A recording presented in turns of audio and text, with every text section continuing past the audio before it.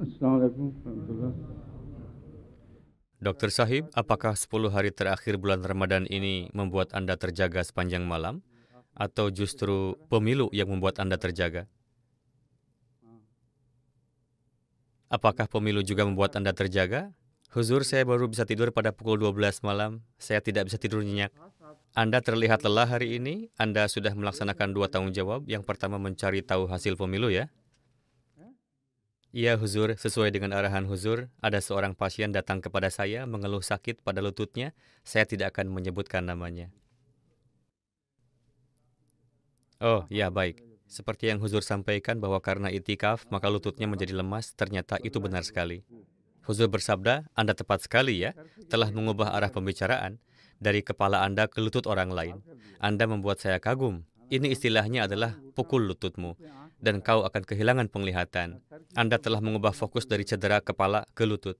A'udzu billahi minasy syaithanir rajim. Bismillahirrahmanirrahim. Yawma idzin yawaddul ladzina kafaru wa 'asawur rasul la tusawwa bihimul ardu wa la yaktumuna Allaha haditha.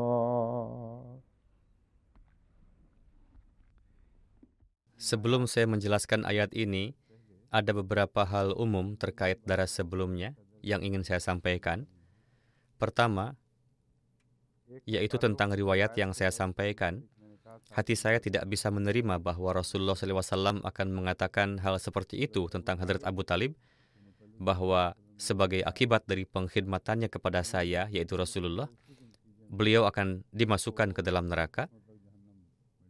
Mengenai hal ini, Mir Mahmud Ahmad Nasir Sahib telah mengirimkan referensi dari Hadrat Masih Maud alaihissalam, di mana beliau alaihissalam telah menyatakan, yakni bahwa na'udzubillah, ia akan dimasukkan ke dalam neraka. Itu tidaklah benar. Sebaliknya, Hadrat Masih Maud alaihissalam telah menyatakan berkenaan dengan beliau bahwa beliau itu menyembunyikan imannya. Beliau itu beriman, namun dalam bentuk keimanan yang tersembunyi. Beliau tidak mempunyai keberanian untuk secara terbuka menyatakan keimanannya di depan umum.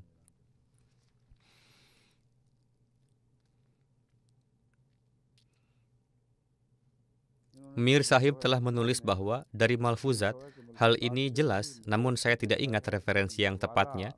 Insya Allah saya akan mencari dan menyampaikannya kepada Anda. Kemudian referensi tersebut juga telah dikirim.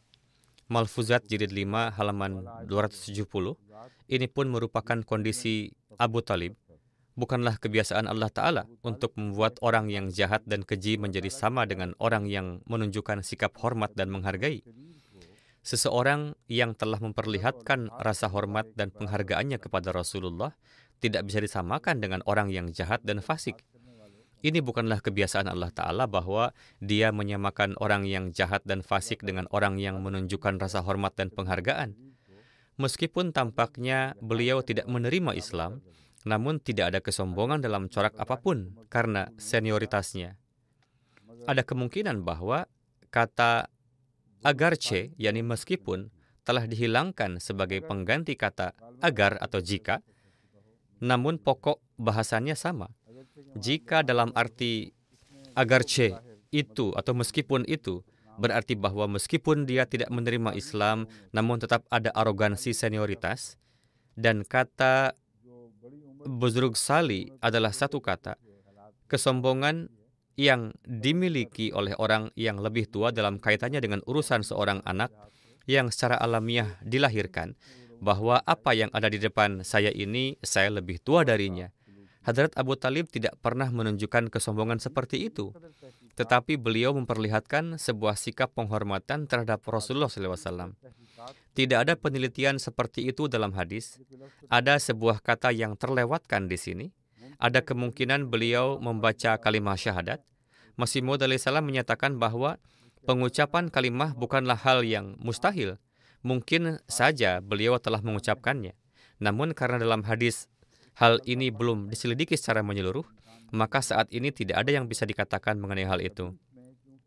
Hanya karena keyakinan berdasarkan doktrin saja, rasa cinta tidak dapat muncul. Pertama-tama, rasa hormat bergema di dalam hati, dan setelah itu lahirlah cinta. Jadi, pada dasarnya, tidak mungkin ada kecintaan kepada Rasulullah SAW jika ada pertentangan yang kuat di dalam akidah atau ajarannya. Pertama-tama, ada rasa hormat tertanam di dalam hati, lalu setelah itu lahirlah cinta. Jadi inilah alasan yang merupakan bentuk penalaran psikologis, dan ini sangat kuat. Alhamdulillah bahwa apa yang telah saya katakan itu sepenuhnya sesuai, dan telah ditetapkan bahwa kata-kata dari hadis tersebut adalah sepenuhnya keliru.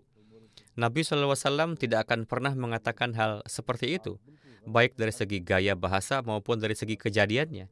Tidak mungkin kata-kata itu adalah perkataan Nabi SAW. Apakah sudah jelas?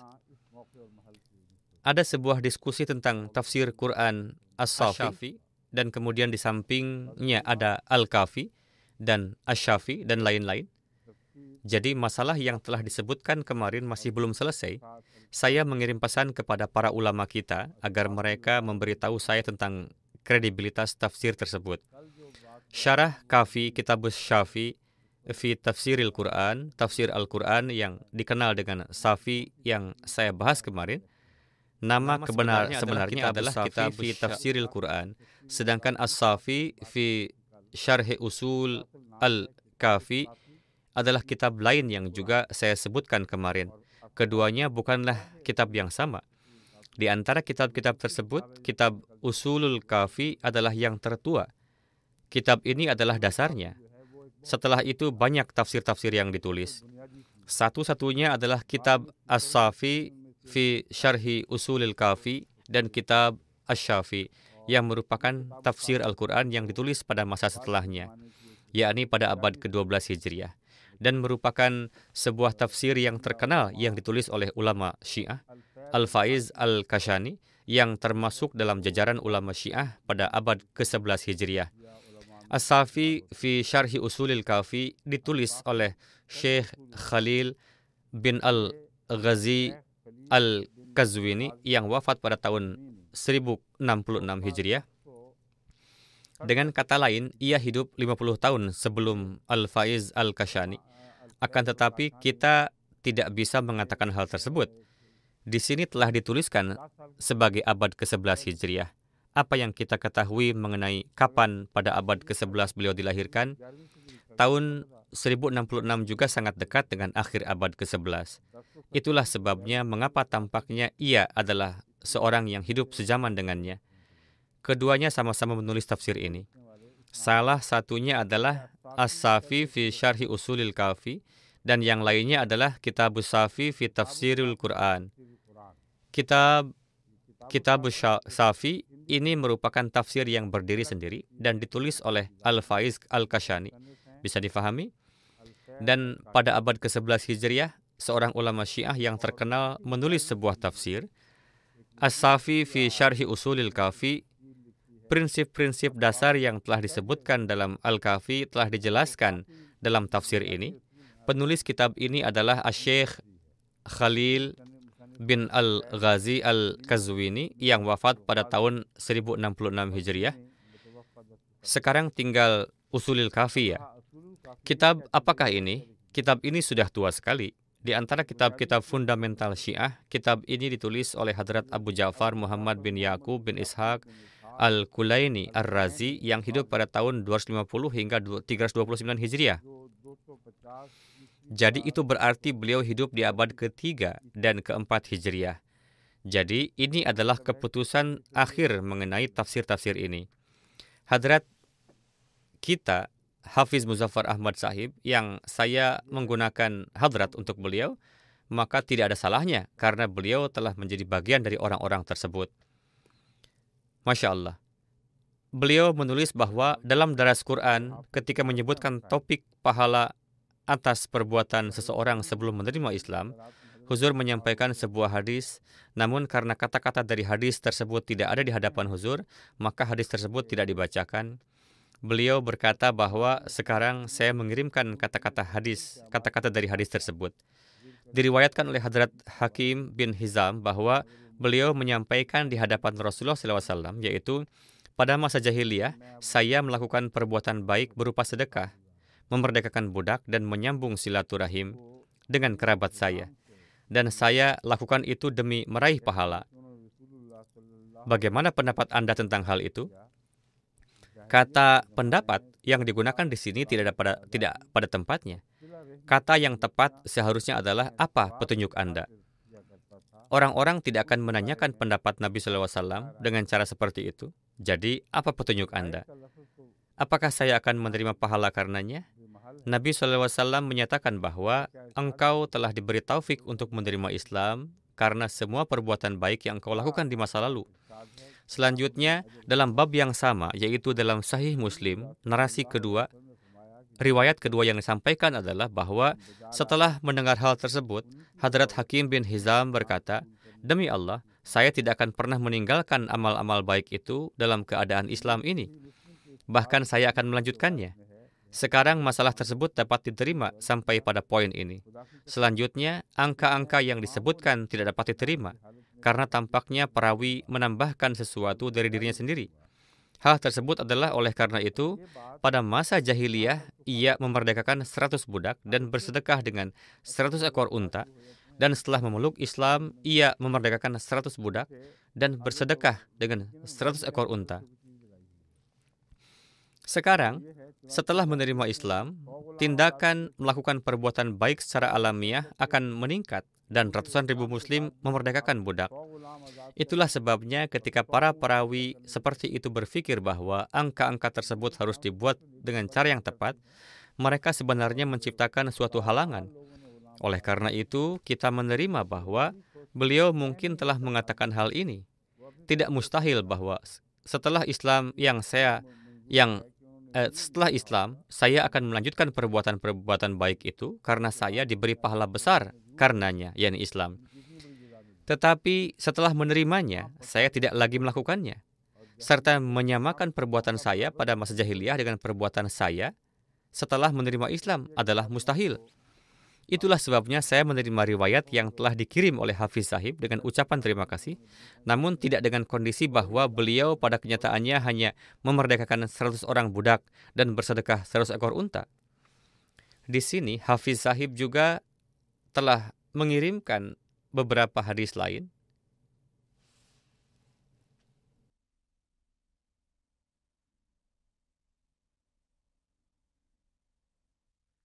Dari At-Tabari dan yang lain-lain yang menurut saya tidaklah otentik. Dengan kata lain, hadis-hadis tersebut tidak dapat diotentikasi atau tidak dapat ditarik kesimpulan darinya karena hal yang berbelit-belit yang sama terdapat di dalamnya, yang dalam satu atau lain cara juga terdapat di dalam kutipan-kutipan yang diambil dari buku-buku sejarah Islam kuno atau tafsir Al-Quran. Sejauh menyangkut masalah prinsip, orang yang sebelum datangnya Islam atau hidayah ilahi sampai kepadanya, lalu ia meninggal dunia dan pesan itu belum sepenuhnya sampai kepadanya, sehubungan dengan ini, Hadrat Masih Maud alaihi salam telah memberikan jawaban yang mendasar tentang hal itu di dalam buku Barahin Ahmadiyah. Penting bagi Anda untuk memahaminya karena semua aspek telah tercakup di dalamnya. Jika ditanyakan, bagaimana dengan keselamatan orang-orang yang tidak punya akses kepada kitab yang diwahyukan? Jawabannya adalah, jika mereka benar-benar tidak beradab dan tidak mempunyai akal, mereka tidak akan dimintai pertanggungjawaban dengan cara apapun. Oleh karena itu, jangan bingung terhadap keadaan mereka, karena orang-orang yang tidak mempunyai akal tidak akan dimintai pertanggungjawaban, karena mereka termasuk dalam kategori tidak waras dan dungu. Oleh karena bahwa mereka gila, maka mereka harus diperlakukan sesuai dengan itu. Namun bukan berarti seperti yang Anda pikirkan, melainkan maksudnya adalah mereka harus diperlakukan sesuai dengan kegilaan mereka. Adapun orang-orang yang memiliki tingkat kecerdasan dan kesadaran, maka mereka akan dimintai pertanggungjawaban sesuai dengan tingkat kecerdasan mereka. Dengan kata lain, mereka tidak akan dimintai pertanggungjawaban mengenai mengapa mereka tidak menerima Islam padahal Islam belum sampai kepada mereka, atau mengapa mereka tidak menerima Kristen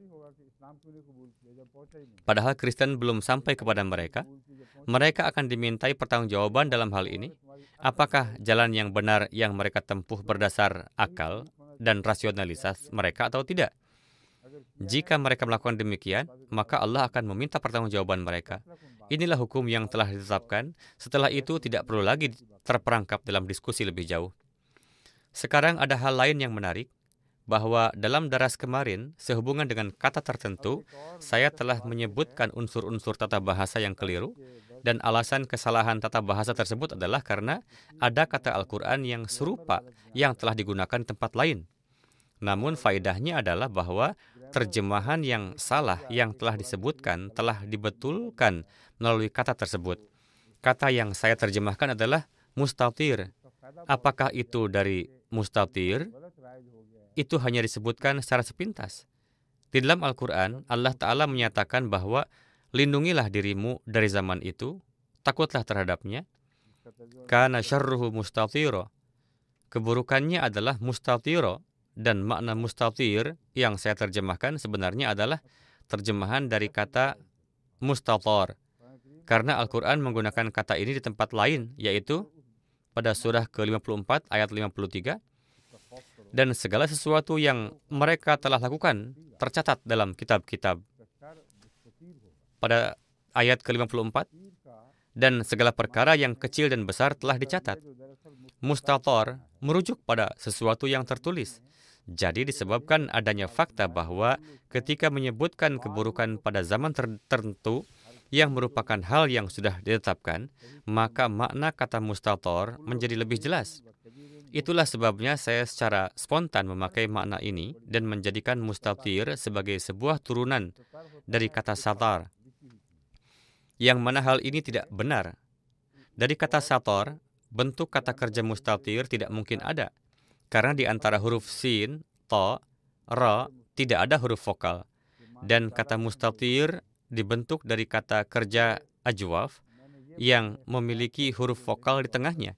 Ini berarti bahwa misalnya ketika kita mengucapkan kata istiqamah, maka huruf tengah alif yang Anda sebut hamzah yang sebenarnya adalah ya telah berubah menjadi alif. Terkadang waw berubah menjadi alif. Dan jika di antara dua huruf konsonan terdapat huruf yang kosong yang dikenal sebagai huruf mati dalam bahasa Arab, maka dalam kaitannya dengan tata bahasa ada beberapa perubahan yang dibuat di dalamnya. Dan dalam satu kata hanya akan ada satu bentuk perubahan yang dibuat. Jadi kata mustatir berasal dari kata kerja taro, yatiru. Taro berarti dia terbang. Yatiru berarti dia terbang atau dia akan terbang. Istiqomah berarti dia tetap teguh pada pendiriannya dengan ketulusan dan keberanian. Mustaqim konotasinya adalah orang yang selalu berada di jalan yang benar. Jadi mustatir dan mustaqim adalah kata-kata yang terdengar mirip. Apakah Anda memahami hal ini, Dr. Sahib?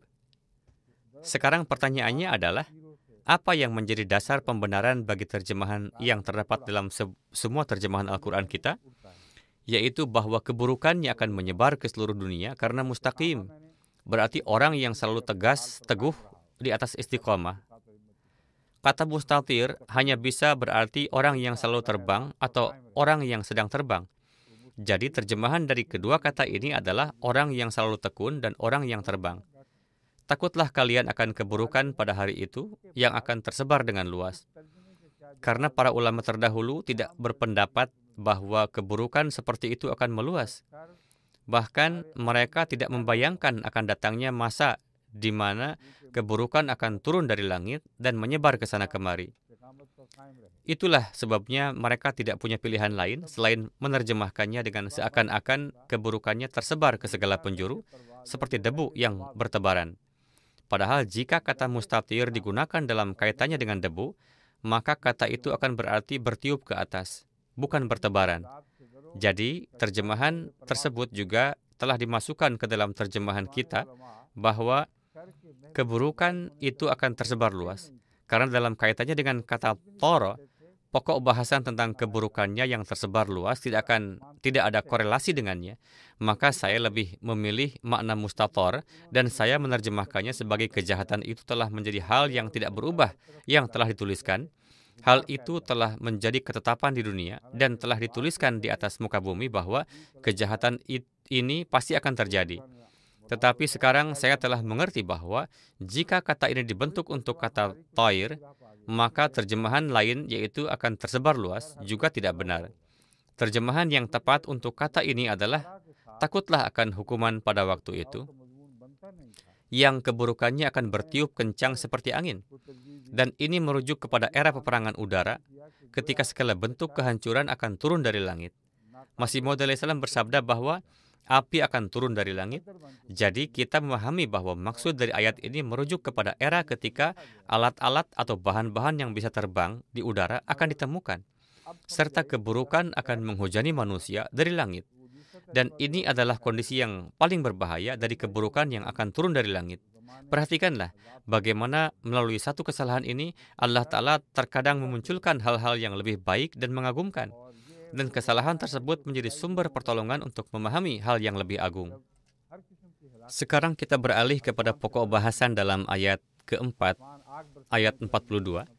Maka bagaimanakah keadaan mereka apabila kami mendatangkan seorang saksi dari tiap-tiap umat?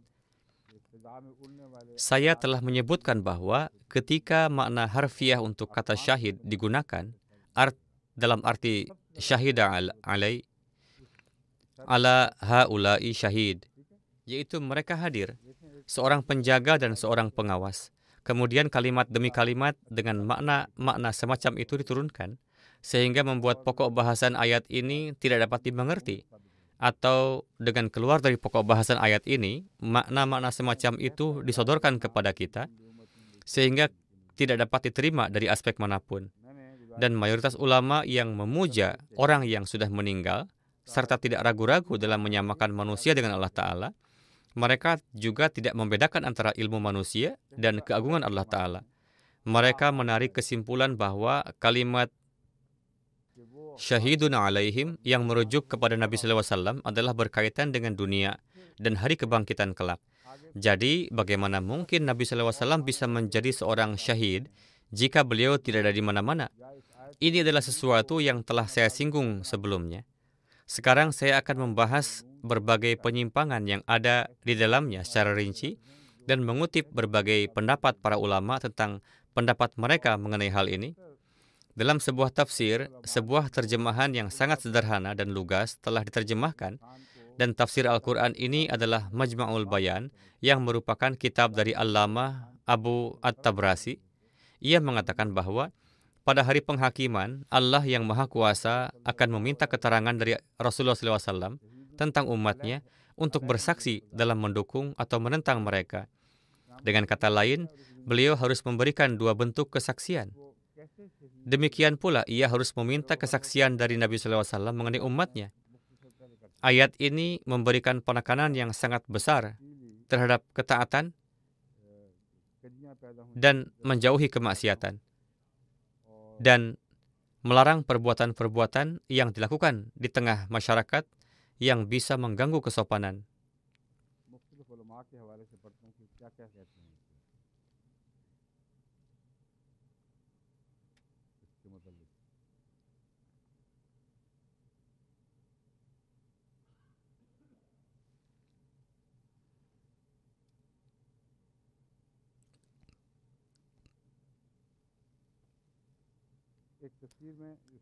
Karena pada hari penghakiman, mereka yang memberikan kesaksian dengan adil akan memberikan kesaksian atas manusia.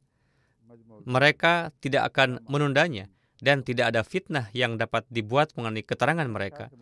Saksi ini adalah para nabi yang mulia, para pencatat yang terhormat, yakni para malaikat.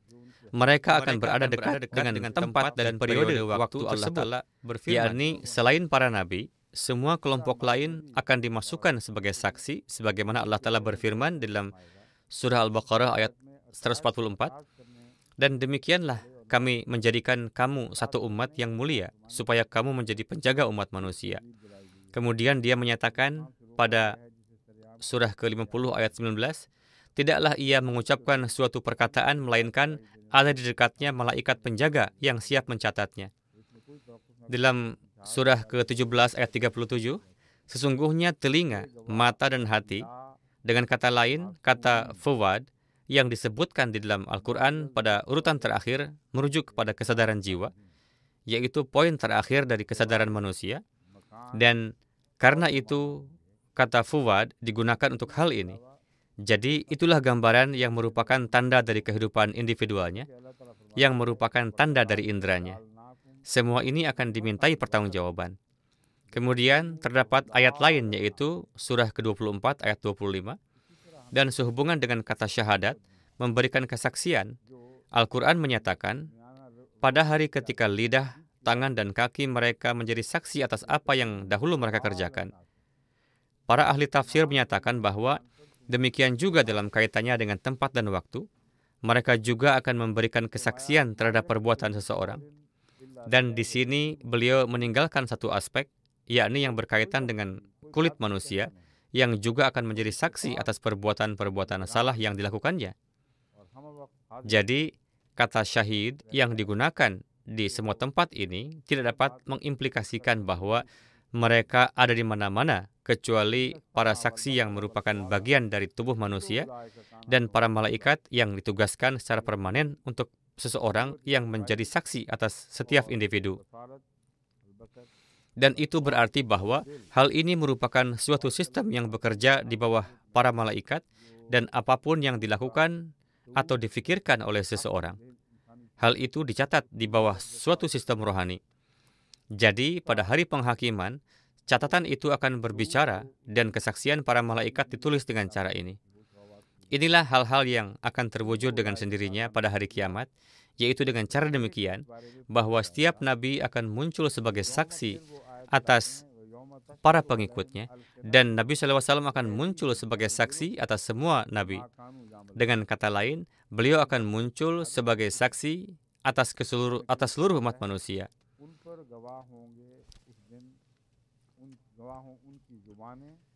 Syed Makbul Ahmad Sahib Dehelwi adalah seorang ahli tafsir Al-Quran dari Syiah. Ia menulis bahwa diriwayatkan oleh Hadrat Imam Ja'far As-Sadiq bahwa ayat ini secara khusus diturunkan berkenaan dengan umat Nabi SAW. Inilah makna sebenarnya dari ayat itu, yaitu ayat ke-4, surat ke-4 ayat 42. Bagaimanakah apabila kami mendatangkan seorang saksi dari tiap-tiap umat dan kami datangkan engkau sebagai saksi terhadap mereka? Ia mengatakan bahwa ayat ini secara khusus diturunkan berkenaan dengan umat Nabi SAW, bahwa di setiap abad mereka akan memiliki seorang imam bagi diri mereka sendiri yang akan memberikan kesaksian berkenaan dengan tindakan mereka. Dan Nabi SAW akan menjadi saksi atas perbuatan kami, yaitu para imam. Dengan kata lain, karena Hadrat Imam Ja'far menempatkan dirinya di antara para imam, itulah sebabnya beliau mengatakan bahwa Nabi SAW akan memberikan kesaksian berkenaan dengan tindakan-tindakan kami, para imam. Jadi, menurut beliau, syahidin tidak merujuk kepada para nabi, melainkan artinya adalah pelimpahan imamah atau kepemimpinan di kalangan umat Nabi SAW, yakni 12 imam yang diterima oleh kaum Syiah. Di dalam Al-Ihtijaj Tabrasi terdapat sebuah riwayat dari Hadrat Ali radhiyallahu anhu mengenai hari kebangkitan, yang di dalamnya juga disebutkan bahwa para nabi akan dibangkitkan dan mereka akan ditanya bahwa kenabian yang telah kami anugerahkan kepada kalian, di mana kalian diutus kepada umat-umat kalian dengannya, apakah kalian telah menyampaikannya atau tidak? Mereka akan menjawab bahwa kami telah menyampaikannya. Kemudian umat-umat mereka akan ditanyai, siapa yang akan langsung menolaknya dengan mengatakan, tidak, mereka tidak menyampaikan risalah. Sebagaimana ia menyimpulkan dari ayat ini bahwa Quran surah ke-7 ayat 7 yang berbunyi, dan kami pasti akan menanyai orang-orang yang telah diutus kepada mereka, dan kami pasti akan menanyai para rasul. Dan ia menyimpulkan dari ayat ini bahwa mereka, yakni para umat, akan mengatakan bahwa kami tidak diberi risalah seperti itu. Sedangkan para nabi akan mengatakan bahwa mereka adalah pendusta. Kami telah menyampaikan risalah itu. Dan umat-umat yang akan berbicara mereka juga telah disebutkan dengan mengatakan, tidak datang kepada kami seorang pembawa kabar suka dan tidak pula seorang pemberi peringatan. Dengan mengambil bagian ayat ini di luar konteksnya, ayat ini telah disajikan sebagai sebuah argumen yang disertai dengan makna yang salah. Dia tidak memberikan rujukannya di sini. Tolong tunjukkan rujukannya. Sejauh yang saya ingat, ayat ini merujuk kepada peristiwa di mana Allah Ta'ala berfirman bahwa kami telah mengutus para pemberi peringatan dan pembawa kabar gembira, agar tidak ada suatu kaum yang mengatakan bahwa tidak ada seorang pun pemberi peringatan dan pembawa kabar gembira yang datang kepada kami, padahal kepada mereka telah diutus para rasul.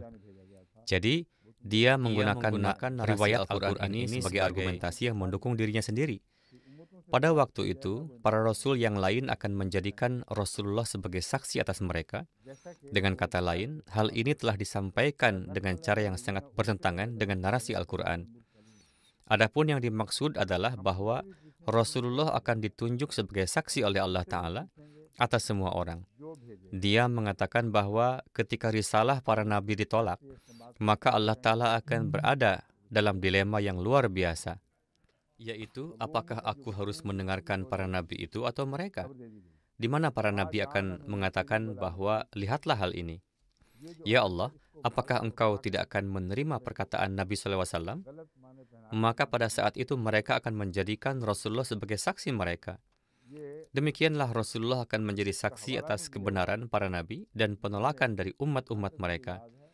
Dan dia akan berseru kepada umat manusia, sebagaimana dalam surah kelima ayat 20, sesungguhnya telah datang kepadamu seorang pembawa kabar gembira dan pemberi peringatan, dan Allah berkuasa melakukan segala sesuatu. Hikmah dari memasukkan kalimat dan Allah berkuasa melakukan segala sesuatu di sini adalah untuk memberitahukan kepada umat manusia bahwa Allah memiliki kemahakuasaan dalam hal ini, bahwa Dia membuat anggota tubuh kalian menjadi saksi bahwa para rasul telah menyampaikan risalahnya kepada kalian. Dan topik yang aneh ini masih terus berlanjut. Meskipun demikian, para rasul berpikir bahwa pernyataan mereka telah ditolak, sehingga kesaksian Rasulullah harus diberikan. Itulah sebabnya Allah berfirman kepada nabinya dalam surah keempat ayat 42, dan bagaimanakah keadaan mereka apabila kami mendatangkan seorang saksi dari tiap-tiap umat, dan kami datangkan engkau, yakni Muhammad, sebagai saksi atas mereka? Inilah seluruh teka-teki yang menyelimuti konsep syahadat atau kesaksian yang telah dipahami oleh berbagai mufassir dengan cara mereka sendiri dan menempatkannya di dunia. Namun, hal berbahaya selanjutnya dan merupakan hal yang sangat berbahaya adalah bagian dari tafsir Al-Quran karya Mir Ahmad Ali Sahib. Selain ia, tidak ada penafsir Al-Quran lain di dunia yang dapat menulis hal-hal sebagaimana yang telah dia tulis. Namun sebelumnya, biarlah saya sebutkan apa yang dikatakan Suddi. Dalam tafsirnya, Tafsir Kabir Jilid 10 halaman 105, Imam Razi menyatakan, Suddi mengatakan bahwa umat akan menjadi saksi atas fakta bahwa Rasulullah telah menyampaikan risalahnya kepada mereka. Dan Nabi SAW akan memberikan kesaksian tentang fakta bahwa umat telah menyaksikan fakta ini. Itulah sebabnya mengapa dikatakan pada surah Al-Baqarah ayat 144, kami menjadikan kamu satu umat yang mulia, supaya kamu menjadi penjaga manusia, dan supaya Rasul itu menjadi penjaga kamu. Ini adalah topik yang lain, dan itu juga topik yang lain. Topik ini berkaitan dengan fakta bahwa bagaimana Rasulullah akan menjadi saksi atas umat, padahal umat itu sendiri adalah saksi tambahan. Dan pada ayat lain disebutkan tentang kesaksian umat-umat lain dan para nabi. Oleh karena itu, kedua ayat ini tidak perlu dicampur adukan. Apakah ayat itu telah ditemukan? Quran surah kelima ayat 20. Inilah ayat tersebut. Wahai ahli kitab, sehubungan dengan Nabi SAW, perhatikanlah. Sungguh telah datang kepadamu Rasul kami, setelah terputusnya rangkaian para rasul yang menjelaskan kepadamu segala sesuatu agar kamu tidak berkata, tidak ada seorang pun yang datang kepada kami sebagai pembawa kabar gembira, dan tidak ada seorang pun yang memberi peringatan. Jadi, dengan memecah pokok bahasan ayat ini, fakta ini dipaparkan bahwa setiap orang akan menolak pada hari pembalasan. Allah akan menanyakan, apakah para rasul telah datang kepada kalian? Dan mereka semua akan berdusta, ya Allah, kami bahkan tidak tahu tentang hal ini. Ini adalah pertama kalinya kami mendengar hal tersebut, bahwa ada rasul yang diutus ke dunia. Kemudian Allah Ta'ala akan melihat kepada para nabi yang telah ditolak mentah-mentah bahwa mereka berbohong dengan mengatakan bahwa mereka telah menyampaikan risalahnya. Kemudian para nabi akan mendatangi Rasulullah yang menjadi saksi atas kami. Katakanlah kepada Allah tentang urusan kami telah dijadikan pendusta. Lihatlah bagaimana hal ini merupakan hal yang tidak benar dan sangat buruk yang dialamatkan kepada firman Allah Ta'ala yang sangat bijaksana ini. Allamah Al-Fazi Al-Kashani yang tadi sudah disebutkan mengatakan bahwa di dalam Usulul Kafi tertulis bahwa Hadrat Imam Ja'far As-Sadiq alaihi salam mengatakan bahwa ayat ini secara khusus merujuk kepada umat Nabi Sallallahu Alaihi Wasallam. Ini adalah hal yang sama yang telah disebutkan sebelumnya. Sebuah tafsir yang sangat aneh terhadap ayat waji'na bika ala haula'i syahida dibuat dengan mengatakan bahwa ayat ini secara khusus merujuk kepada orang-orang kafir Mekah. Waji'na bika ala haula'i syahida merujuk kepada pengawasan terhadap dunia secara umum dan kaum muslimin secara khusus. Sedangkan di sini, ayat tersebut secara khusus merujuk kepada mereka saja, jadi orang-orang kafir Mekah. Dan ada pula yang menyimpulkan bahwa ayat ini lebih terbatas pada suku Quraisy di Mekah, serta tidak ada yang lain. Baiklah, mari kita lanjutkan. Sekarang tafsir Mir Ahmad Ali Sahib dimulai. Ini adalah hal yang aktual. Sekarang dekaplah hati Anda dengan sabar, giliran saya kini telah tiba, yang berarti giliran Mir Sahib telah tiba. Ia mengatakan, kajian yang tepat dan cerdas terhadap ayat ini akan menuntun pembaca kepada unsur yang sangat penting, yaitu pengetahuan tentang kepribadian Nabi SAW. Hal yang berkaitan dengan studi yang cerdas akan dibahas lebih lanjut. Melalui hal ini, suatu cahaya menyinari kepribadian Nabi SAW yang merupakan kepribadian yang pokok dan utama. Dan melalui hal itu, kepribadian Nabi SAW terbuka. Kata syahid berarti saksi. Ketika kata syahid diikuti dengan ala, maka ia berarti raqib atau muhaimin, yang berarti seseorang yang melihat dengan dekat, pengamat yang teliti, dan saksi dalam arti yang murni dan paling sempurna. Sebagaimana yang digunakan dalam Quran surah kedua ayat 144, yang dimaksud dalam ayat tersebut adalah Nabi SAW. Artinya dalam ayat Al-Quran di mana Nabi SAW dianggap sebagai saksi atas semua Nabi, di sini ada poin utama yang patut dicatat bahwa melalui ayat ini, cahaya seperti itu menyinari kepribadian Nabi SAW yang pada kenyataannya memanifestasikan keistimewaannya dalam satu sisi. Dan ciri khas utama dari kepribadian tersebut adalah raqib dan muhaimin. Serta beliau tidak bisa menjadi seorang raqib atau muhaimin jika beliau tidak hadir setiap saat.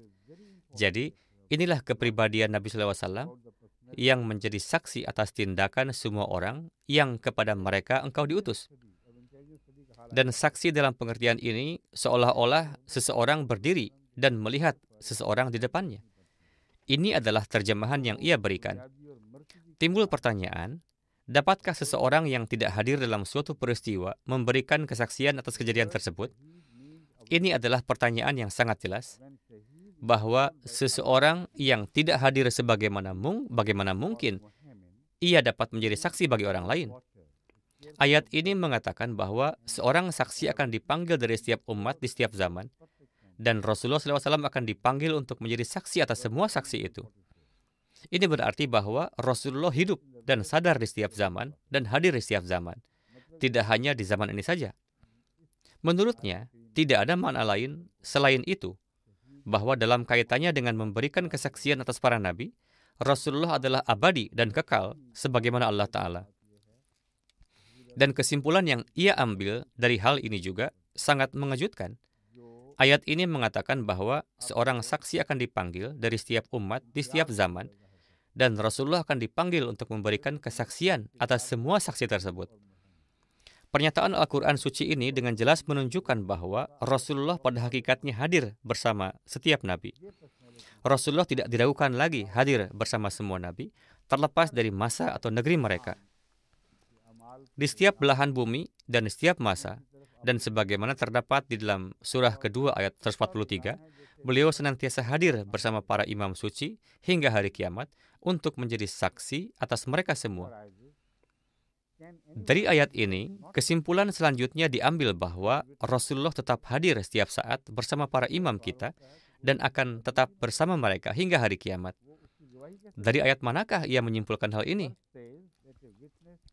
Quran surah kedua ayat 144. Dan alasan untuk hal ini adalah karena kami telah menjadikan kalian, wahai umat Nabi SAW, umat yang mulia, agar kalian menjadi penjaga bagi seluruh umat manusia, dan Rasulullah menjadi penjaga bagi kalian. Jika ini adalah pokok bahasan yang berkaitan dengan kesaksian Nabi SAW, maka kesaksian umat juga harus sama persis. Itulah sebabnya setiap individu dari umat ini hadir di setiap waktu bersama dengan orang-orang yang menjadi penjaga mereka, dan setelah itu setiap orang di setiap zaman.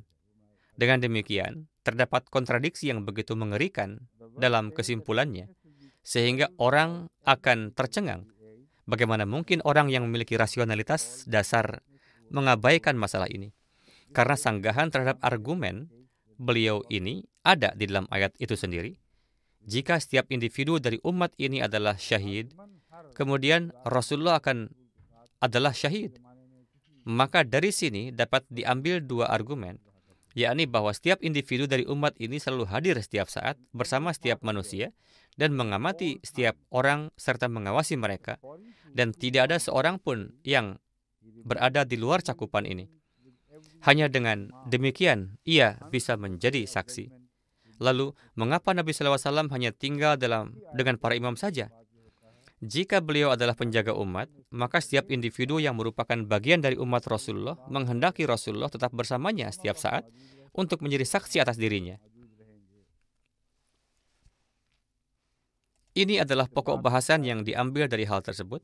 Itulah sebabnya ia mengutip ayat yang telah menggagalkan seluruh argumentasinya. Dari awal sampai akhir, ia benar-benar telah memalsukan apa yang ia coba simpulkan. Tapi mari kita lanjutkan. Masih ada beberapa hal lucu yang masih akan terjadi. Jadi Dr. Sahib, janganlah Anda terombang-ambing ke sana kemari ya. Poin-poin yang sebenarnya akan segera terungkap. Ini adalah masalah serius. Untuk sebuah penelitian yang cerdas, jika beliau mengatakan bahwa ini adalah sebuah penelitian yang cerdas, maka keseriusan harus diterapkan. Mengenai kepribadian Rasulullah SAW, yaitu ketika firman Allah Ta'ala begitu kuat meneguhkan keberadaan rohani atau keberadaan hakiki dari wujudnya di setiap waktu dan setiap tempat. Argumen ini, seperti yang telah saya sebutkan namanya, akan berlaku dengan cara yang sama persis pada setiap individu umat Nabi Rasulullah SAW.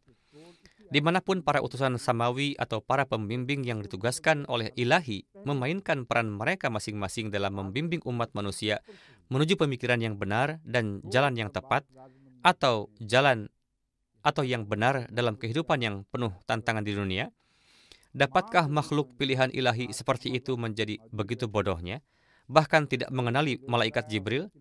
Ini adalah poin sebenarnya yang ingin saya sampaikan, yang ingin ia sampaikan. Ia mengatakan bahwa, dapatkah Anda membayangkan bahwa makhluk yang setiap saat di masa lalu dan masa yang akan datang tetap menjadi penjaga atas setiap individu, termasuk orang-orang suci terdahulu dan yang akan datang, dan tidak ada satu pun individu yang tersembunyi dari pandangannya? Dapatkah Anda membayangkan bahwa makhluk seperti itu tidak dapat mengenali Jibril? Ketika pertama kali ia menampakkan diri kepadanya untuk memberikan isyarat agar ia memulai misi pengutusannya secara terbuka. Ketika ia datang kepada Rasulullah untuk pertama kalinya dan berkata agar secara terbuka menyatakan pengutusannya kepada umat, kata secara terbuka telah digunakan untuk menunjukkan bahwa dalam pandangan beliau, jika beliau adalah seorang Rasul sebelum ini dan hidup serta hadir, Apa perlunya memberitahukan kepadanya bahwa Anda ditugaskan sebagai seorang rasul? Awalnya, beliau berdakwah secara sembunyi-sembunyi. Semula dikatakan agar kenabiannya disembunyikan. Namun, kemudian diberikan izin untuk menyampaikannya kepada publik. Inilah hal yang disampaikan Jibril. Dengan adanya pengungkapan aspek mendasar atau aspek kerohanian dari kepribadian Nabi yang dinyatakan oleh Rasulullah SAW, oleh Al-Quran, bukankah semua cerita tentang ayam jantan dan lembu jantan mengenai perilaku Nabi SAW pada saat pertama kali melihat Jibril tidak lebih dari sebuah rekaan penuh hujatan? Dongeng tentang ayam jantan dan lembu jantan, beliau pernah belajar di sekolah pesantren. Itulah sebabnya beliau mengetahui kisah-kisah ayam jantan dan lembu jantan. Hadis tersebut memiliki makna yang sangat penting dengan pokok bahasan Iqra bismi rabbikal ladzi khalaq. Bacalah dengan menyebut nama Tuhanmu yang menciptakan, dan menjelaskan kepada kita bagaimana wahyu pertama diturunkan. Dia mengolok-olok dan mengejeknya sampai-sampai menyebutnya sebagai kisah ayam dan lembu jantan, bahwa Jibril datang dan berkata, bacalah dengan nama Tuhanmu. Dan Rasulullah menjawab bahwa saya tidak bisa membaca. Dan bahwa tidak ada bukti tentang hal itu karena ada ayat Al-Quran yang jelas bertentangan dengan hal ini. Kesimpulan dari ayat tersebut yang sama sekali tidak ada artinya dan tidak benar. Dan semua ayat lainnya bersaksi menentangnya. Lebih lanjut, ia menyatakan, untuk menetapkan dan menyatakan kepalsuan dalam kisah Nabi yang lanjut, yang merasa takut ketika melihat malaikat utusan, dan beliau pulang ke rumah dalam keadaan ketakutan dan dihibur oleh istri beliau, yaitu Khadijah, serta diberitahu oleh Waraqah bin Naufal bahwa beliau adalah utusan Allah. Itu ada dalam sabda Rasulullah SAW. Ia mengatakan bahwa yang menentang semua cerita yang tidak masuk akal dan mengada-ada tentang roh dan hantu ini justru adalah sabda Nabi SAW, di mana beliau bersabda bahwa kuntu nabiyan wa bainal ma'i watin. Kata Adam di sini dihilangkan. Hadis yang sebenarnya terdapat kata Adam di dalamnya. Ada sebuah hadis yang menyatakan bahwa aku adalah seorang nabi, bahkan pada saat Adam masih dibentuk dari tanah liat yang diremas. Dengan kata lain, ia masih belum diciptakan. Aku adalah seorang nabi ketika Adam masih berada di dalam air dan tanah liat. Ini adalah terjemahan yang diberikan olehnya. Aku telah ada sebagai Rasul Allah, bahkan sebelum Adam diciptakan. Jika dia menerjemahkan ini secara harfiah, Rasulullah akan dikecualikan dari daftar anak-anak Adam. Dari terjemahan harfiah yang dilakukannya, klaim Nabi SAW dan kesaksian Al-Quran juga akan terbukti keliru. Yakni, katakanlah, aku hanya seorang manusia seperti kamu. Surat 41 ayat 7. Dan juga bahwa seorang Rasul dari kalangan mereka sendiri. Surat 62 ayat ke-3. Rasulun minhum. Di antara orang-orang Arab dan yang bukan Arab. Semua ayat-ayat ini menjadi tidak berarti dan tidak masuk akal, serta tidak akan mendapat tempat di dalam Al-Quran. Ia menarik kesimpulan dari hadis ini, dan ia mengecualikan Nabi SAW dari daftar anak-anak Adam. Mengapa hal itu penting baginya? Karena ia ingin menunjukkan bahwa para imam itu ada di mana-mana dan juga Maha Tahu. Dia pun ingin menunjukkan bahwa Hadrat Ali radhiyallahu anhu adalah Maha Hadir dan Maha Tahu. Tetapi selama dia tidak membuktikan bahwa Nabi SAW juga demikian, maka dia tidak bisa membuktikan bahwa Hadrat Ali juga demikian. Dia lebih lanjut menyatakan bahwa keberadaan hakiki Nabi SAW bersama semua Rasul dan di segala zaman telah disebutkan dalam dalam surah kedua, ayat 144. Wa kadzalika ja'alnakum ummatan wasata litakunu syuhada 'alan nas. Dan dia telah menunjukkan ayat tersebut yang sepenuhnya membatalkan pandangannya mengenai pokok permasalahan. Dan demikianlah kami telah menjadikan kamu, umat Muhammad, umat yang mulia, agar kamu menjadi penjaga bagi manusia. Pokok bahasan yang sama mengenai keabadian dan kekekalan juga akan berlaku di sini.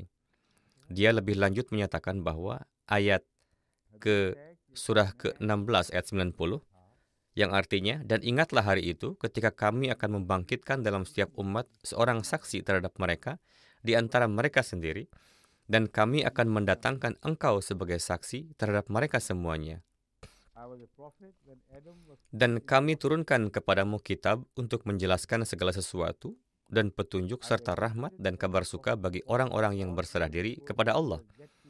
Juga mendukung kesimpulannya bahwa pada hari kami bangkitkan pada tiap-tiap umat seorang saksi, min anfusihim, yakni dari kalangan mereka sendiri. Waji'na bika syai'un ala ha'ulai.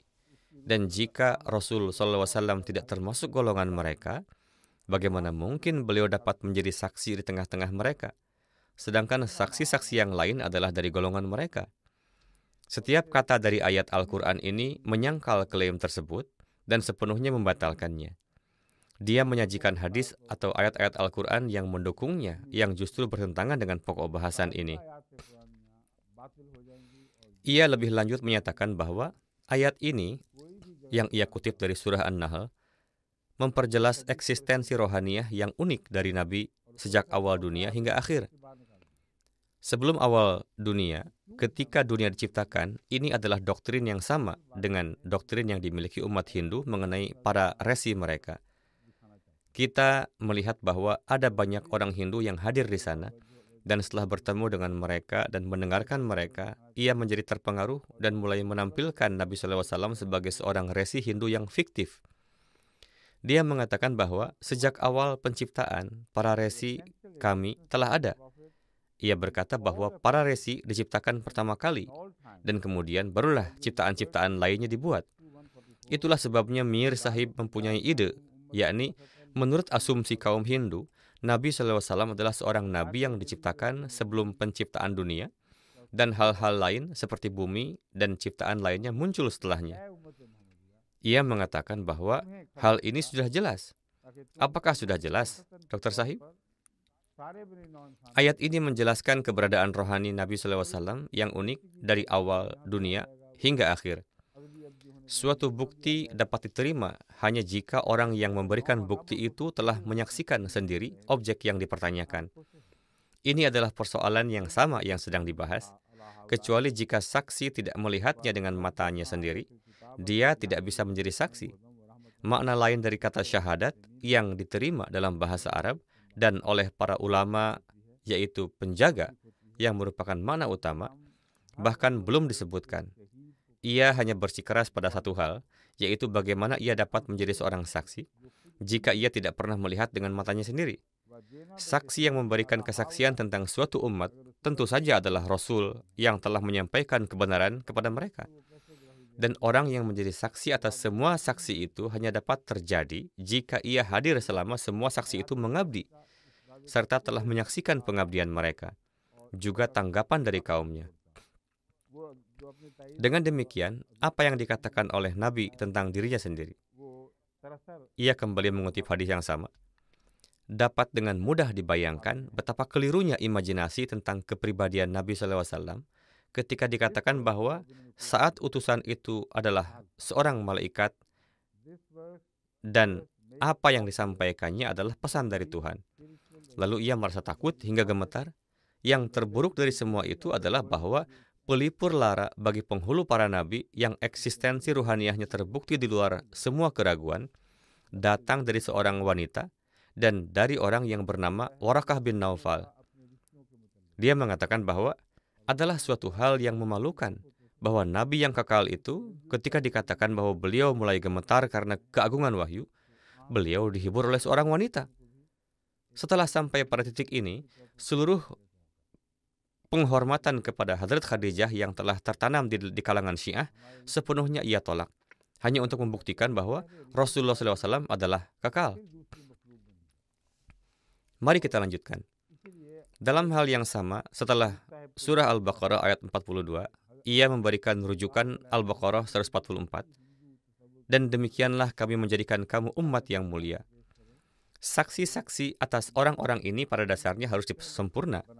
Dapatkah umat Islam secara umum memainkan peranan ini? Jawabannya adalah tidak. Sekarang ketika ia mengangkat isu tentang saksi yang sempurna, di mana ia akan mengambil bagian dari ayat yang mengatakan bahwa demikian pula kami telah menjadikan kamu sebagai penjaga atas semua manusia.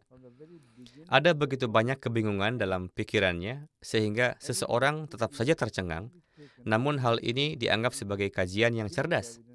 Semoga Allah menyelamatkan kita dari keburukan kajian-kajian yang tidak cerdas yang saya lihat tersebar luas di mana-mana. Saya belum pernah membaca ulasan yang begitu mencengangkan dimanapun. Wery, jika dibandingkan dengannya, seperti anak sekolah yang tidak memiliki arti apa-apa. Dia mengatakan bahwa hanya sedikit saja yang akan mengatakan tidak. Tidak semua orang punya kemampuan untuk itu.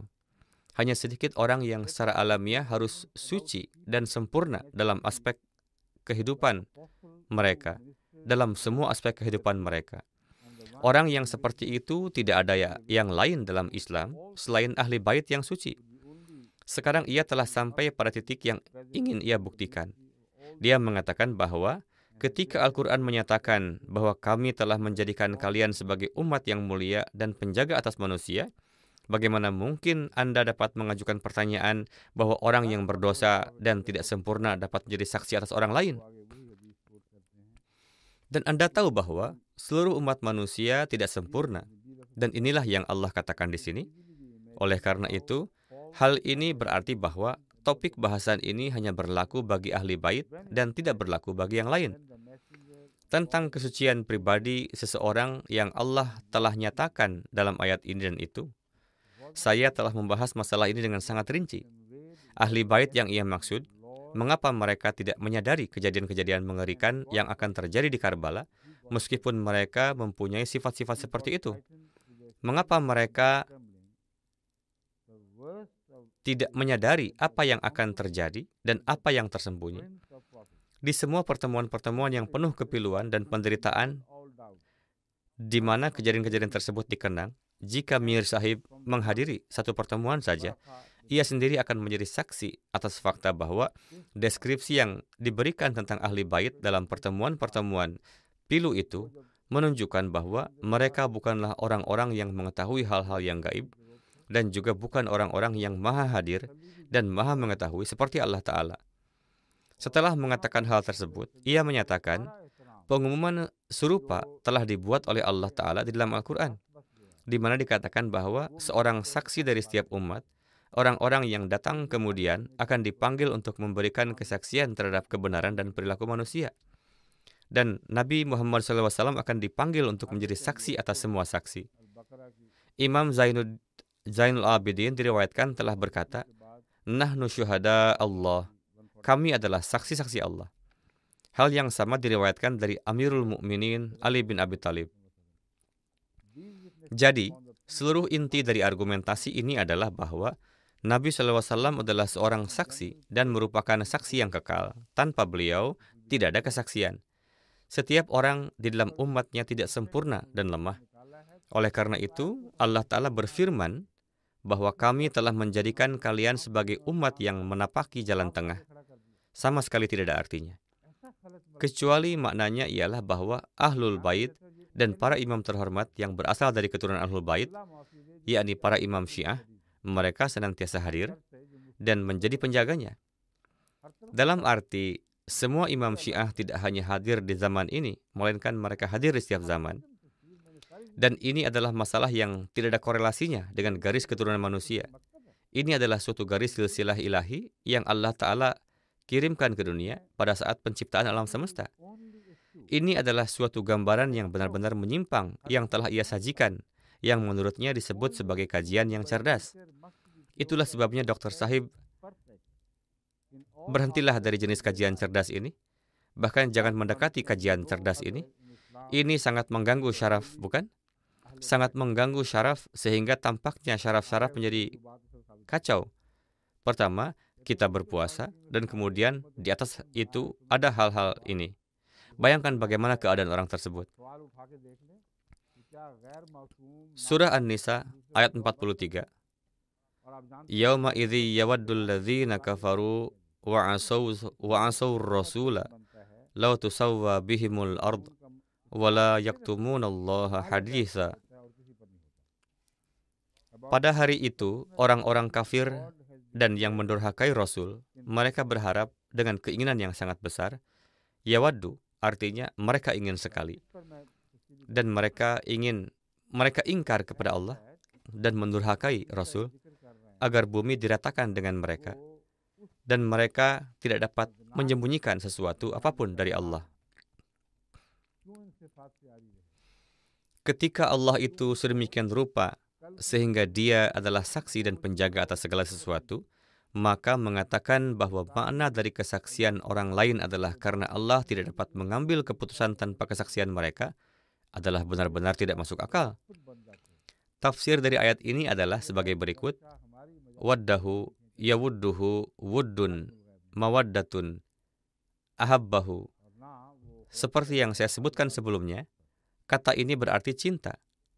Al-wadud berarti yang paling mencintai.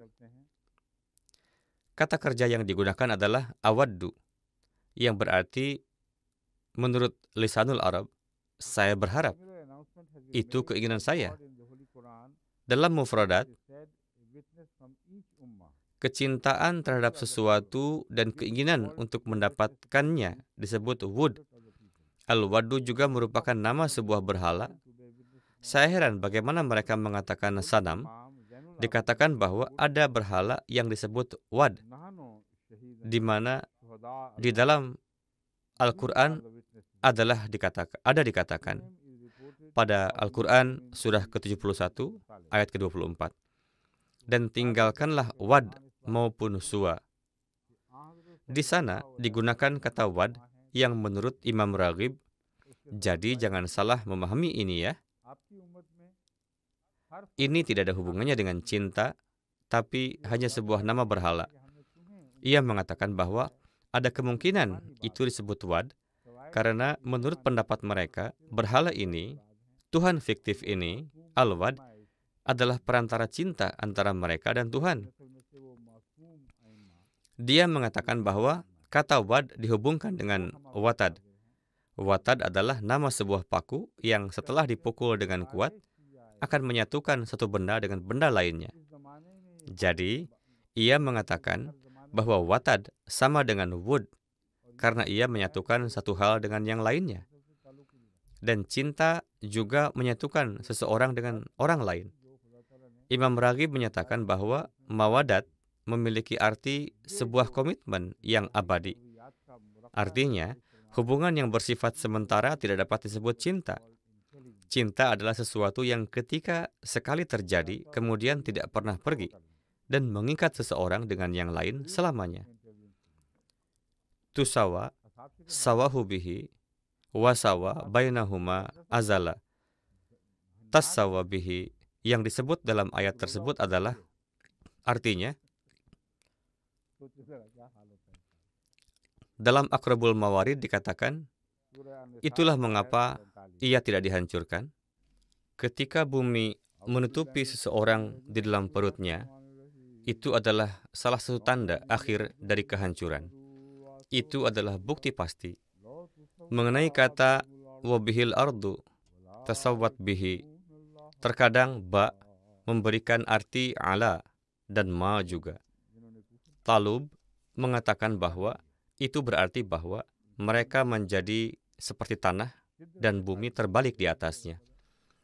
Tasawwat bihil ard juga bisa berarti mereka menjadi seperti tanah, seperti debu. Seperti yang dikatakan dalam Al-Quran, seandainya aku hanyalah debu. Ini adalah topik yang sama yang disebutkan di sini. Kafaru di sini berarti mereka yang merampas hak-hak Hadrat Ali. Ini adalah penjelasan Syekh Abu Al-Hasan Al-Qummi. Di sini, yauma idzi yawaddul ladzina kafaru merujuk kepada hari pembalasan, hari perhitungan. Pada hari itu, orang-orang kafir akan berkata, seandainya saja kami dibinasakan di muka bumi sebelum hari ini, dan bumi terbalik menimpa kami, niscaya kami akan menjadi tanah. Ia mengatakan bahwa di sini yang dimaksud adalah orang-orang yang telah merampas hak-hak Hadrat Ali radhiyallahu anhu. Sekarang, semua sahabat Nabi yang masih hidup hingga periode kekhalifahan keempat adalah subjek dari ayat ini. Karena mereka semua secara kolektif telah merampas hak-hak Hadrat Ali. Lihatlah para ulama Pakistan dan kemunafikan mereka, serta ketidaktahuan mereka yang jelas tentang kebenaran dan kekejaman yang nyata. Terlihat dari tafsir-tafsir ini bahwa ketika mereka membacanya, tidak ada satupun dari mereka yang menuntut agar kitab-kitab tersebut disita.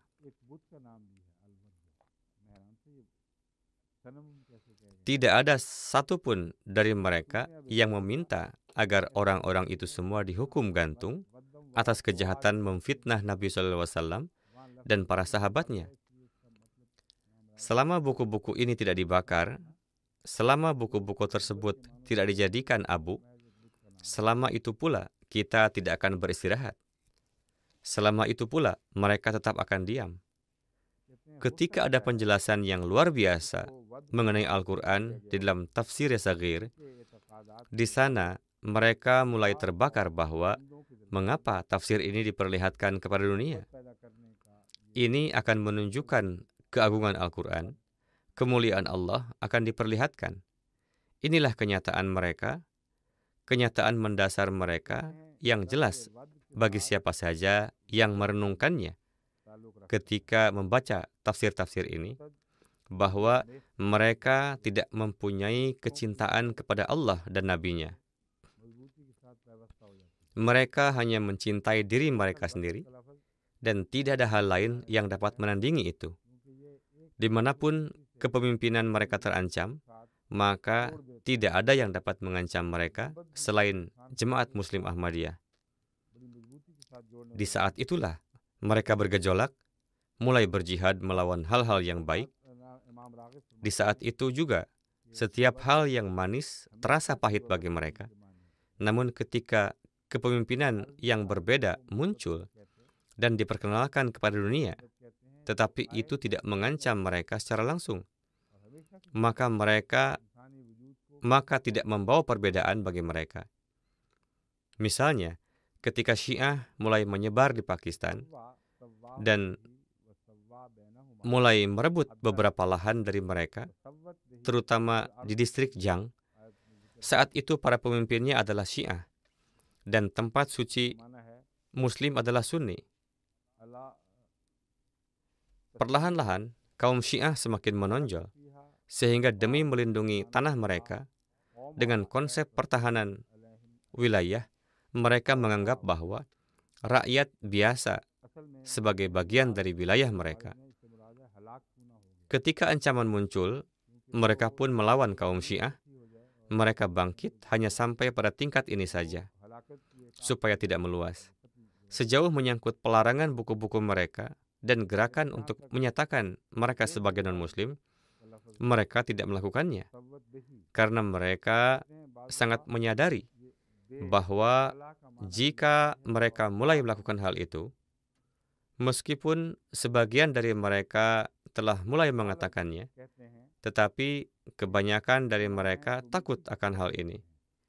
Yang itu artinya bahwa kita telah salah dalam menyatakan Ahmadiyah adalah non-Muslim. Namun sejauh mana mereka akan menyatakannya? Untuk alasan inilah, semua keputusan mereka didasarkan pada politik dan keegoisan saja. Sama sekali tidak terkait dengan keimanan atau kecintaan mereka kepada Nabi SAW.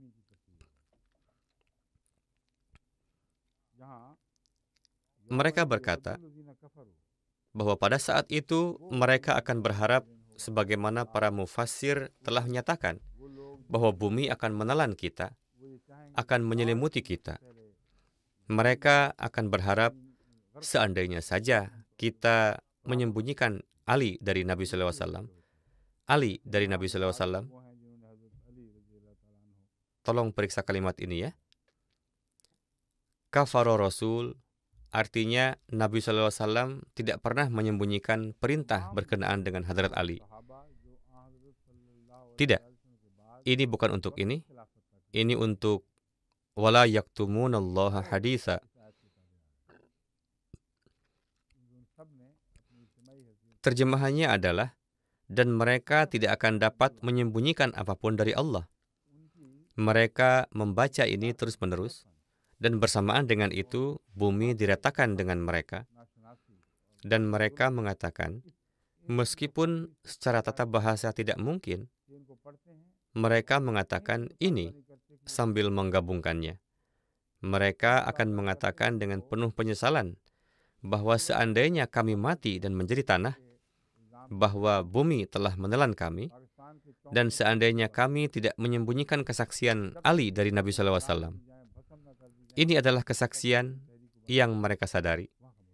Mereka tahu bahwa beliau adalah orang yang jujur, namun mereka tetap saja, dan bahwa beliau adalah pewaris langsung.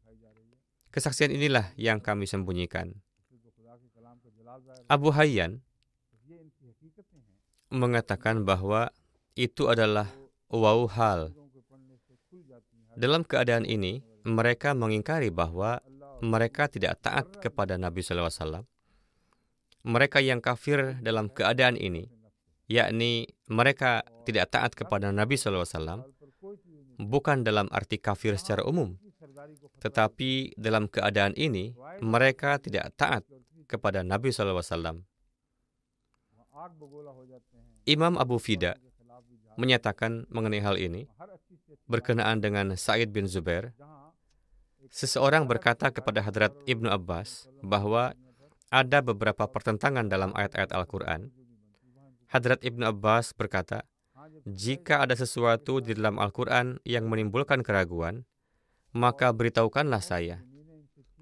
Dia berkata, itu bukanlah sesuatu yang meragukan, melainkan terdapat kontradiksi. Topik tentang ayat-ayat yang meragukan itu adalah sesuatu yang lain sama sekali. Di sini ada kontradiksi. Hadrat Ibnu Abbas mengatakan, tunjukkanlah. Dia berkata bahwa aku menyeru Allah untuk menjadi saksi. Maka akhir dari kejahatan mereka tidak akan berguna, kecuali bahwa mereka akan mengatakan, demi Allah, Tuhan kami bukanlah orang-orang yang musyrik. Dan di tempat lain, dan mereka tidak dapat menyembunyikan sesuatu pun dari Allah. Maksudnya, mereka telah menyembunyikannya. Hadrat Ibnu Abbas radhiyallahu anhu menjawab bahwa maka akhir dari kejahatan mereka adalah sia-sia, kecuali bahwa mereka akan mengatakan, demi Allah, Tuhan kami bukanlah orang-orang yang musyrik. Ketika pada hari pembalasan mereka akan melihat bahwa Allah Ta'ala hanya mengampuni kaum muslimin dan semua dosa kecuali syirik. Maka orang-orang kafir akan meninggalkan kekafiran mereka dan berkata, demi Allah, Tuhan kami bukanlah orang-orang musyrik. Mereka akan mengatakan hal ini dengan harapan bahwa Allah Ta'ala akan mengampuni mereka juga. Kemudian Allah Ta'ala akan mengunci hati mereka, tangan dan kaki mereka menjadi saksi atas perbuatan mereka.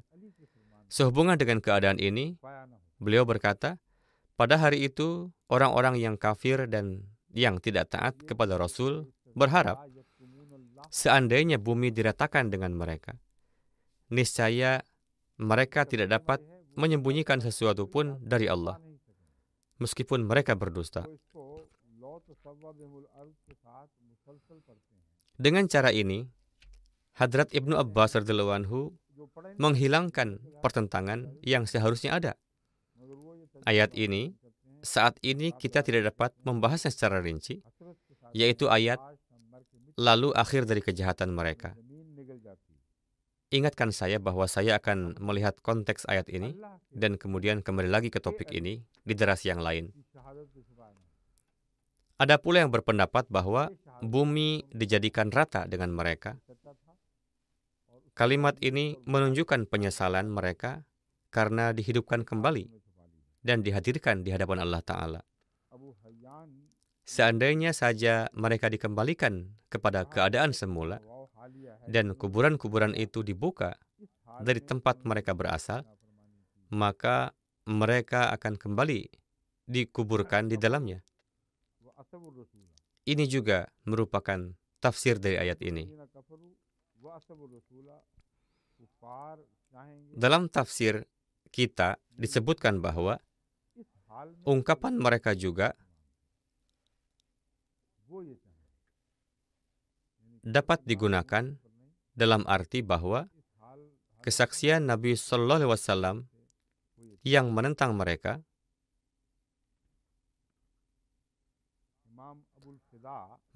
tidak menyukainya.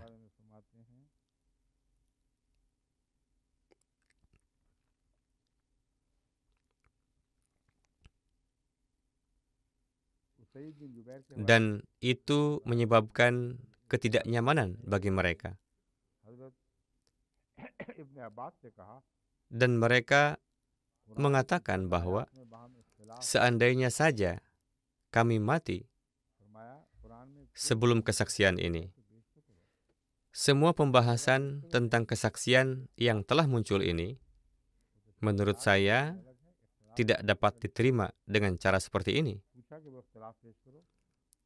Sangat jelas dan tidak ada ruang untuk keraguan bahwa pada hari di mana para nabi akan memberikan kesaksian dan Nabi Shallallahu Alaihi Wasallam juga akan memberikan kesaksian. Kesaksian tersebut tidak mungkin terjadi kecuali jika para nabi mengatakan bahwa kami telah menyebarkan risalah engkau dengan jelas kepada manusia. Dan kesaksian Nabi SAW justru menggantungkan mereka dikarenakan Al-Quran telah memberikan kesaksian-kesaksian tersebut dan telah memuji mereka semua. Bahkan sampai pada tingkat di mana tuduhan dilontarkan kepada Nabi Isa alaihissalam bahwa beliau menyelewengkan risalah Allah dan memberikan ajaran yang salah juga telah dibatalkan.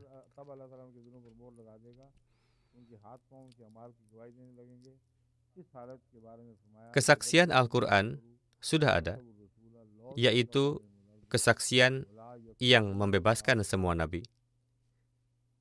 Tujuannya adalah untuk mengulangi kesaksian ini, kesaksian pembebasan semua nabi, sebagaimana yang telah diberikan oleh Nabi SAW sesuai dengan kehendak Allah Ta'ala. Selain beliau, tidak ada nabi lain yang melakukannya.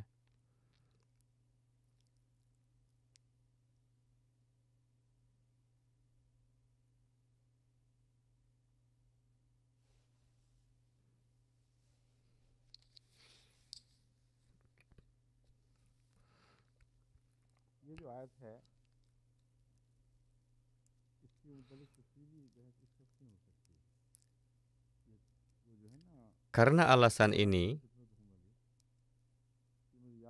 kedudukan beliau begitu agung.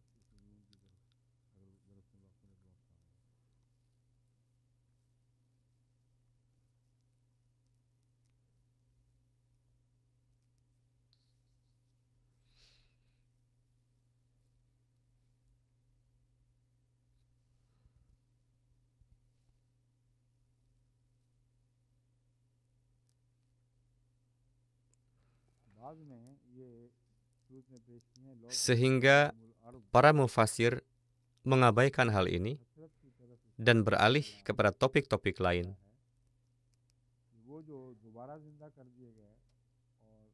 Bukankah ini merupakan fakta yang sudah pasti bahwa Nabi Sallallahu Alaihi Wasallam adalah Nabi pertama di dunia yang telah memberikan kesaksian bagi semua Nabi dari periode manapun mereka berasal?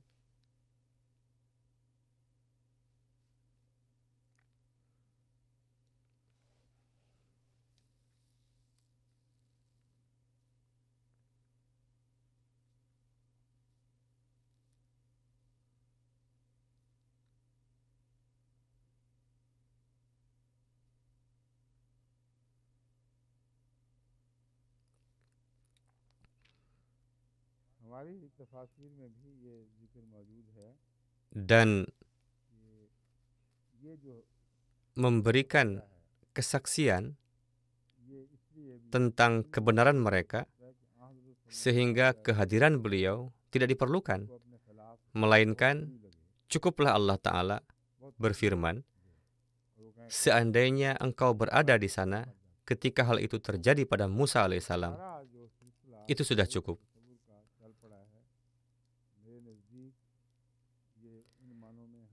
Engkau tidak ada di sana, tapi kamilah yang memberitahukan kepadamu bahwa hal ini terjadi.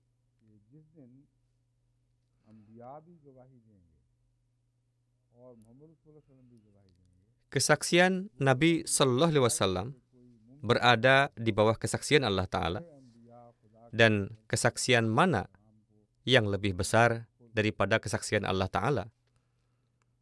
Inilah makna dari kesaksian Nabi Sallallahu Alaihi Wasallam, bahwa beliau membenarkan mereka dan para pengikut mereka atau kitab-kitab mereka, dan dalam hal ini beliau disebut sebagai penutup para nabi. Bahkan tidak ada satu umat pun yang datang melalui Nabi Allah berada di luar cakupan kesaksian ini dari Nabi SAW. Beliau menjadikan kesaksiannya sendiri sebagai syarat bagi kesaksian para nabi lainnya. Ketika kita mengatakan bahwa dalam pengertian ini Nabi SAW adalah saksi atas diri beliau dan orang-orang yang datang sebelum beliau, hal ini dinyatakan dengan jelas di dalam Al-Quran, yang artinya Rasul kami ini beriman kepada apa yang diwahyukan kepadanya dari Tuhannya. Dan demikian pula orang-orang yang beriman. Mereka semua beriman kepada Allah, malaikat-malaikatnya, kitab-kitabnya, dan rasul-rasulnya.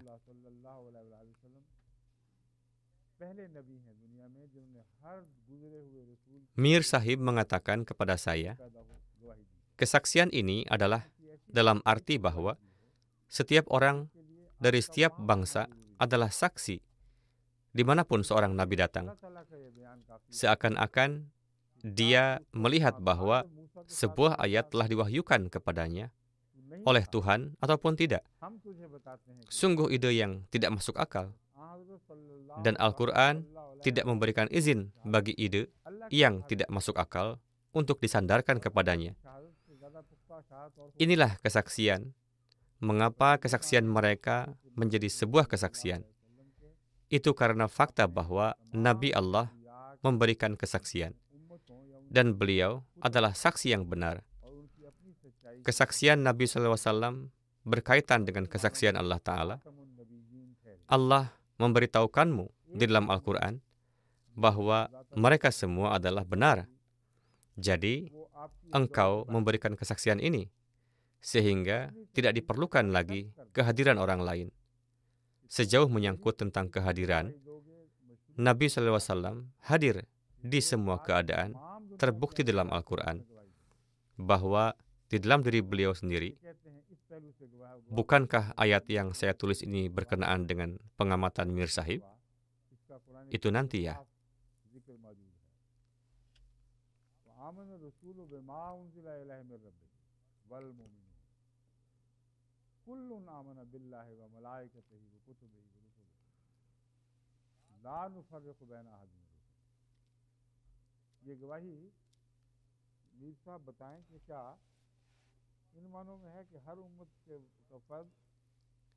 Diakhirkah? Baik. Perhatikanlah. Mereka yang orang-orang anggap sebagai pihak yang mengetahui hal-hal yang gaib dan para saksi berbicara kepada mereka, Allah Ta'ala menyatakan berkenaan dengan Nabi SAW. Allah Ta'ala memperkenalkannya, dan kemudian setelah itu muncullah topik itu. Dan di antara orang-orang Arab padang pasir, di sekitarmu ada yang munafik. Demikian pula penduduk Madinah. Mereka adalah orang-orang munafik, dan sebagian penduduk Madinah juga demikian. Marodu berarti menyatukan atau Apa artinya secara bahasa? Biasanya berarti dihancurkan atau diluluhlantahkan. Iyakah?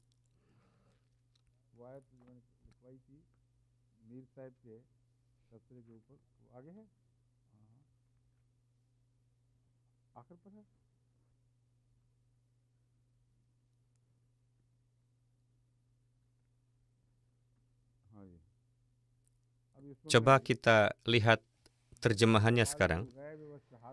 Mereka dalam hal kemunafikan, maknanya secara lahiriah adalah mereka bersatu dan sama dalam perbuatan keji ini. Engkau tidak mengetahui mereka, padahal kami mengetahui mereka. Sekarang, katakanlah kepada saya, orang-orang yang mengatakan bahwa kami selalu hadir bersama para nabi dan mengenali Jibril dan memiliki hubungan dengan makhluk-makhluk langit. Marad berarti bersikeras, bertahan, baik-baik saja. Mereka bertahan dalam kemunafikan mereka. Engkau tidak mengetahui mereka, tapi kami mengetahui mereka. Kami akan mengazab mereka 2 kali. Kemudian mereka akan ditimpa azab yang besar.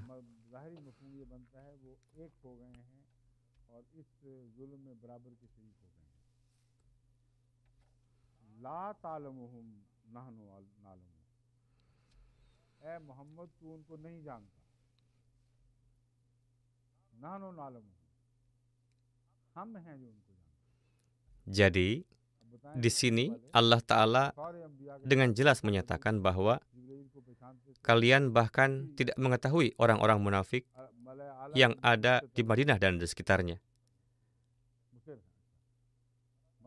Tetapi kami mengetahui mereka.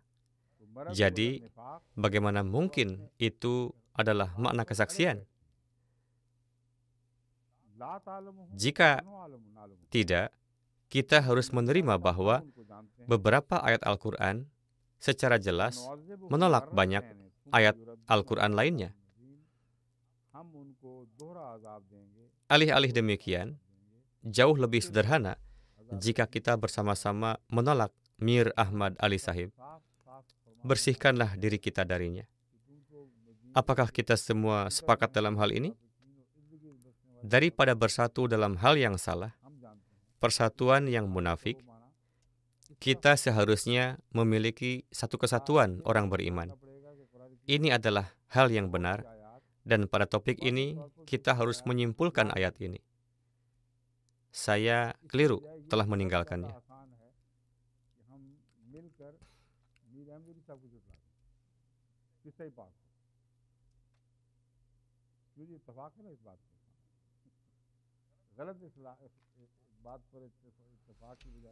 Kini saya akan sampai pada ayat ini, yang artinya, apa yang akan membuat mereka ingin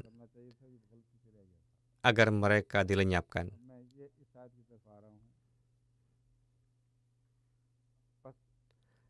Mereka yang kafir dan yang tidak taat kepada Rasul akan berharap agar bumi diratakan dengan mereka. Ini adalah topik yang sangat mudah. Pada hari pembalasan, ketika segala sesuatu menjadi jelas, dan dosa sekecil apapun yang dilakukan seseorang akan terlihat jelas, kulitnya akan menjadi saksi atas dirinya.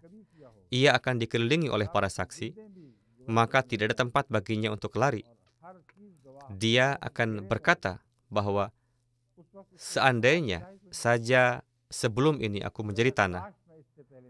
Ayat yang sama yang merupakan ayat terakhir dari surah An-Naba, dan orang kafir itu akan berkata, seandainya aku hanyalah debu.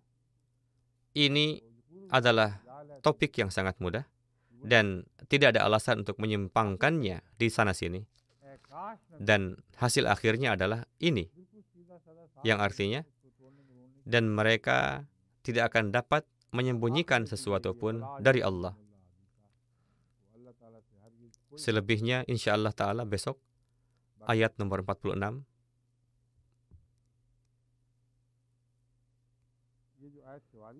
Bagiannya telah Anda buat sangat tebal. Silakan lihat. अच्छा जी, अस्सलाम वालेकुम रहमतुल्लाह।